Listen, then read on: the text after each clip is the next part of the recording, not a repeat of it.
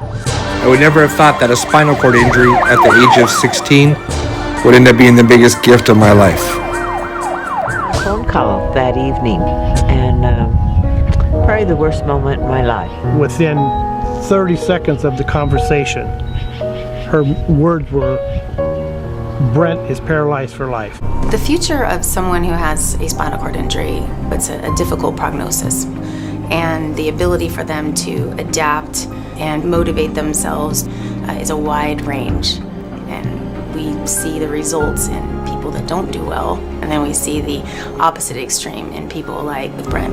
Just hearing Dr. Crocker say the term spinal cord injury associated with my name takes me back to 16 and being so scared and not understanding what was, when you're paralyzed at 16, you don't always have the bigger picture. I remember thinking, man, I'm never gonna drive my car again. I haven't even been driving for a year. And it wasn't until I was in rehab and I started to regain a little function on my fingers and my arms, then I learned about adaptive driving and hand controls and how they attach to the gas and the brake, and how there's a lever on the left side that I can push down for the gas, I can push in. Right by my foot, the gas pedal will move down. When I let go and I push forward, the brake pedal goes. They took a little piece of my hip bone, put it in my neck bone, fused it.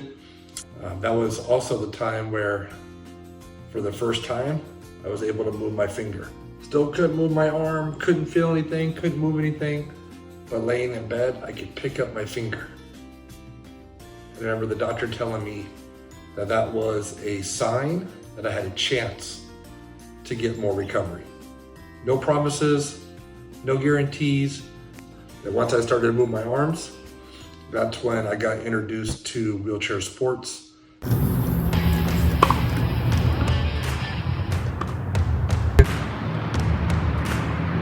It's pretty amazing to watch the kids engage with Brent. They hear his story, and to watch them just listen to his message. You know, it goes beyond just, you know, kind of overcoming obstacles, being able to use it to lift people up rather than tear them down, and hear somebody who's actually living the life that he's preaching.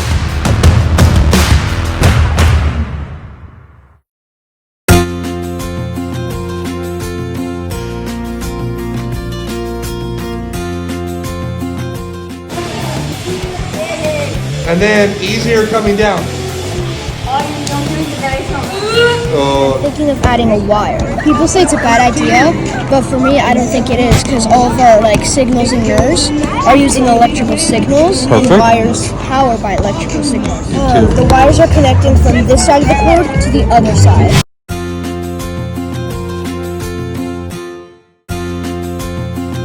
It's always about setting the next goal, pushing the limits of what's possible, doing what others think may be impossible for me as a quadriplegic to do.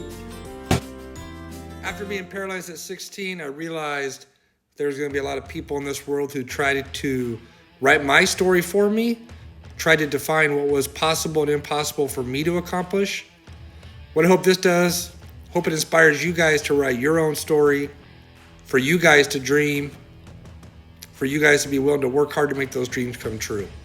I couldn't be more thankful for Alexa. After her presentation, she was inspired, wanted me to have my own accessible surfboard, so she built that plastic surfboard. She wrote a short story, got in the right people's hands, inspired me, inspired a lot of people in Newport in the surfing world, the Waterman Guild, Clutch right there who did all the glassing, Rod from Newport who oversaw this project. It started with just a foam board and finding the balance point. Me laying down, it was going to be a different balance point than somebody standing on the board. We had to build hand grips into the board because as a quadriplegic, my hands don't work. There's a lot of education. Square, and then we're going to round the edges. Okay, yes, exactly. Use some strength. It was rad to see Alexa learning all the engineering and all the work that goes into designing a surfboard. She also got to design the artwork. She gave me two options. I chose this one. She said it reminded her of the Vans that I always wear. And when you get to be a part of this board, you feel the love, you feel the hands, you feel the hearts, that were a part of this project. It was definitely a team effort. We finished by putting rubber on the top so my knees wouldn't get all chewed up.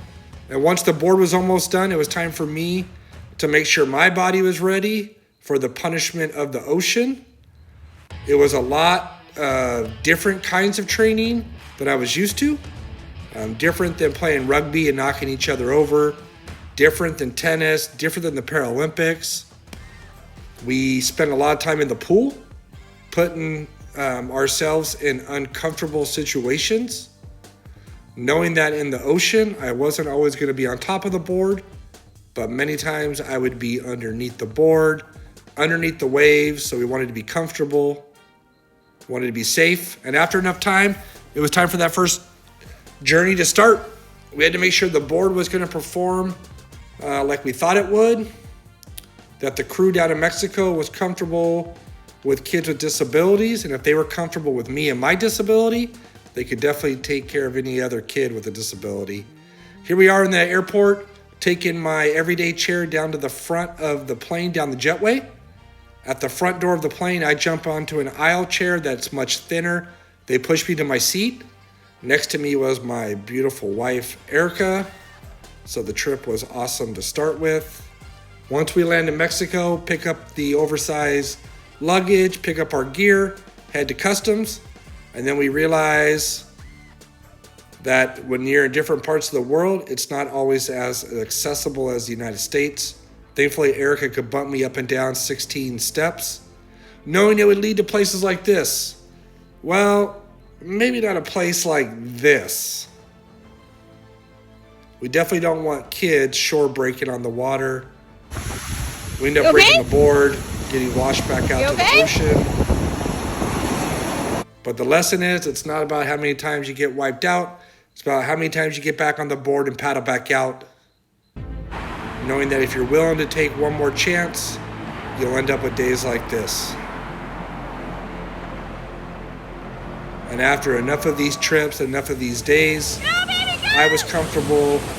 We got the board put back together. The crew in Mexico was ready for kids with disabilities to give them opportunities that they otherwise wouldn't get. This kid never thought he was going to surf with me. He just thought he was using my board. Ended up flying down and surprising him and his family and being part of their first time back in the water. And with a smile like that, it was worth every effort of the trip. We want these kids that are going through tough times to understand that they don't have to be defined by their adversity. And there's a long, happy life in front of them, just like there is for all of you guys. And when days end with hugs like that, you know it's going to be special. And we want to finish by making sure we knew that Alexa knew how special she was to this trip. She was the one that started this project with her heart and wanted to do something kind for me, never thinking that it was going to have an impact on the world. So the ripple effect will continue. We need the world to be a better place. We all play a part of that. And by loving one another and supporting one another, it goes a long way in making the world a better place.